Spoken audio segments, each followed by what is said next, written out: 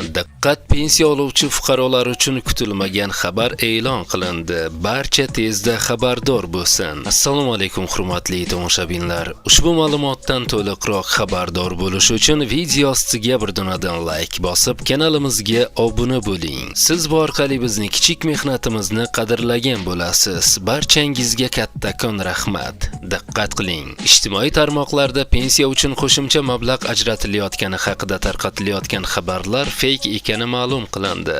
Ogohlantirilishicha, bunday xabarlar orqali fuqarolarning shaxsiy ma'lumotlari, bank karta ma'lumotlari va akkauntlariga kirish huquqi o'g'irlanishi mumkin. Mutaxassislar fuqarolarni faqat rasmiy manbalarga ishonishga chaqirmoqda. Shuningdek, shubhali havolalarga o'tmaslik, noma'lum saytlarga shaxsiy yoki bank ma'lumotlarini kiritmaslik tavsiya etilgan. Bundan tashqari shoshilinch to'lov, vaqt cheklovi kabi hissiy bosim orqali ishontirishga qaratilgan xabarlarga aldanmaslik so'ralgan, deyiladi xabarda.